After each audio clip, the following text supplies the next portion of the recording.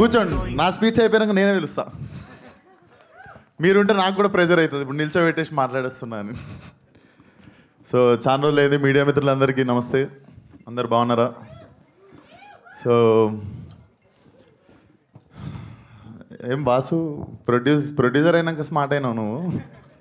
Usually reverse ఉంటుంది sir. సినిమాలు produce చేసే కొద్దీ ఎండిపోయి నవ్వు మాయమైపోయి జుట్లు ఊడిపోయి ఇట్లుంటుంది పరిస్థితి. కానీ అల్లు అరవింద్ గారి గ్యాంగ్ ఒకటి హ్యాండ్సమ్ ప్రొడ్యూసర్స్ గ్యాంగ్ అనమాట. అట్లా సార్ ఎస్కేఎన్ గారు, బన్నీవాస్ గారు, ధీరజ్ గారు, ఇప్పుడు వాసు ప్రొడ్యూస్ చేసే కొద్దీ ఊడిపోవాలి, కానీ ప్రొడ్యూస్ చేసే కొద్దీ ఇట్లా.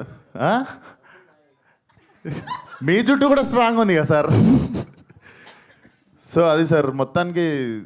అవును సార్, ఏం సార్ ఏమన్నా పగనా సార్? నేనంటే ఎక్కడ ఆడిషన్ గీత ఆడితే నేను వచ్చిస్తా సార్, మళ్ళీ ఫస్ట్ సినిమా లెక్క ఆడిషన్ ఇస్తా సార్.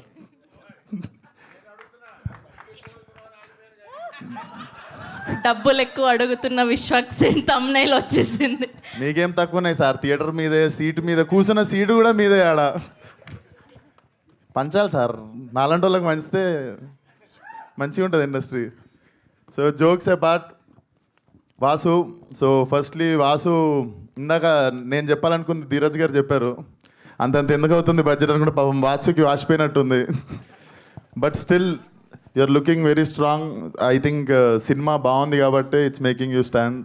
అండ్ అది చాలాసార్లు అర్థమవుతుంది, మనం తీసిన సినిమా మీద ఏం డౌట్లు లేనప్పుడు, లేదా అరే అది చేసి ఉంటే బాగుండు, ఇది చేసి ఉంటే బాగుండు అన్న ఫీలింగ్ లేనప్పుడే ఇట్లా ఒక టీమ్ కాన్ఫిడెంట్గా నిల్చొని ఉంటుంది. So all the best to the whole team. And hero Harshith definitely very very honest guy. And మా దిల్షునార్ నుండి వస్తుండు.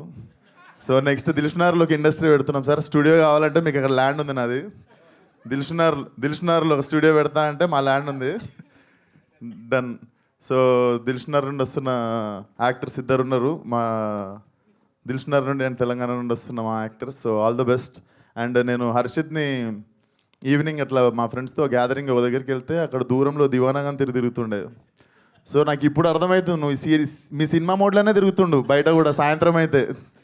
సో అదే మోడ్లో నేను ఇంటికి తీసుకెళ్ళిపోయాను ఆ రోజు. పోతే అన్న దివానా సినిమా వేసిన రా అంటే నేను వస్తారా అని చెప్పినుండే. సో ఉత్తిగా లేదురా, నేను నిజంగానే వస్తానని చెప్పినుండే ఆ రోజు. వాసు నువ్వు పిలవకుండా వీడు ఒక మెసేజ్ పెట్టినా వచ్చేస్తుండే నేను. అండ్ శ్రీకాంత్ అన్న,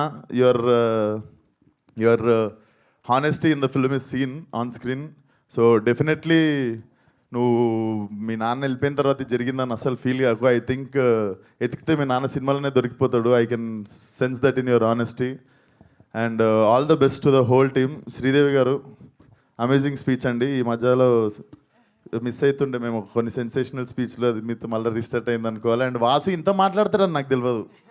వాసు నా లైఫ్ మొత్తంలో వాసు నేను మాట్లాడుకుని 2 పేజీలే ఉంటాయి అనుకుంటా. అండ్ ఇక్కడ 4 పేజీలు చెప్పినాను. ఐ కెన్ సెన్స్, నాకు తెలిసి వాసుకి జ్వరం వస్తుంది ఈరోజు ఇంత మాట్లాడినందుకు. బట్ పైసలు రావాలనుకుంటున్నా మీ అందరికీ, నాకు కూడా అడ్వాన్స్ చేయాలనుకుంటున్నా అల్లు అరవింద్ గారితో పాటు. అండ్ అందరితో పాటు ఇప్పుడు నాకు అడ్వాన్స్ ఇచ్చిన ప్రొడ్యూసర్ గురించి మాట్లాడుతున్నా, ధీరజ్ గారు. చూడండి సార్, మీ శిష్యులు ఇస్తున్నారు సార్ నాకు advance. So Deewana should be a blockbuster definitely. Harshith జర లవర్ బాయ్లో కరువు అవుతుందంటే నేను కూడా మెల్ల స్మార్ట్ అయినా, నువ్వు కూడా వచ్చేసినావు. సో యూ కెన్ సీ కొంచెం లవర్ బాయ్స్ దగ్గరని చెప్పి అనుకుంటుంటే ఇప్పుడు గర్ల్స్ అందరికీ హర్షిత్ వస్తున్నాడు ఇప్పుడు. So all the best to the whole team.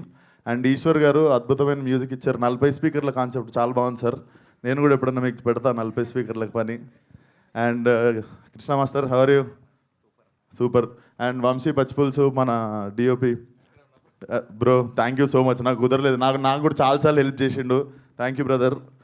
రాకీకి కావచ్చు, ఈ always use to like 1 call away వచ్చి హెల్ప్ చేస్తుండే. Thank you Vamsi. And thank you మీరు అసలు మీకు చిన్న సినిమా పెద్ద సినిమా ఆ సినిమా ఈ సినిమా ఏం లేదు, ప్రతి సినిమాని జబర్దస్త్ ప్రమోట్ చేస్తారు. కాదు, అక్కడ కూడా 1 సైడెడ్ లవ్ స్టోరీ, అబ్బాయిలే గొప్ప అన్నారు. కనీసం అమ్మాయి గురించి ఒక్క విషయం నేను చెప్పాలి. ఎవరు గొప్పను చెప్పాలి? చెప్పండి. తప్పు లేకుండా సారీ చెప్పేటోడు గొప్ప. ఫెంటాస్టిక్ అసలు. ఓకే, సో మీకు కూడా 1 సైడెడ్ లవ్ స్టోరీలు బాగానే ఉండుంటాయి, క్రష్లు లాంటివి. అలాంటిది ఏదైనా ఒక మెమొరీ షేర్ చేస్తే. లైఫ్ అంతా 1 సైడే సరిపోయిందండి. ఒక్క మెమరీ చెప్పండి. నేను 10th క్లాస్లో డిపిఎస్ అని ఢిల్లీ పబ్లిక్ స్కూల్ కాదు, దిల్షునర్ పబ్లిక్ స్కూల్ ఇది. సో మా డాడీ బైక్ దొంగతనంగా తీసుకొని డిపిఎస్ బయటకు పోయి బండి ఆపుకొని 1 year చూసినా కానీ అమ్మాయితో మాట్లాడలే 1 year. అయ్యయ్యో, ఎవ్రీ వీక్ పోతుండే. సో నాకు వన్ సైడ్ మీరు అది అన్నగానే నాకు డైరెక్ట్ డిపిఎస్ఏ గుర్తొచ్చింది. అట్లీస్ట్ ఇప్పుడైనా ఒక మెసేజ్. లేదండి, తను పెళ్లి చేసేసుకుంది. అయ్యయ్యో. Yeah. Okay, thank so and Allu Aravind గారిని స్టేజ్ మీదకి రావాల్సిందిగా కోరుకుంటున్నాను. ఓకే, సో ఈలోపు మా హర్షిత్కి లవ్ టిప్స్ ఏదైనా ఇవ్వాలి అనుకుంటే ఏమి ఇస్తారు? ఒక వాడు మా దివానగానే మిగిలిపోతాడు నేను టిప్స్ ఇస్తే. సో మీ నుంచి అరవింద్ గారు ఇస్తారు మంచి టిప్స్.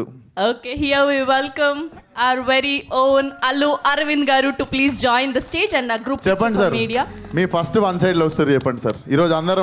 ఈరోజు మీ లవ్ స్టోరీ విందాం.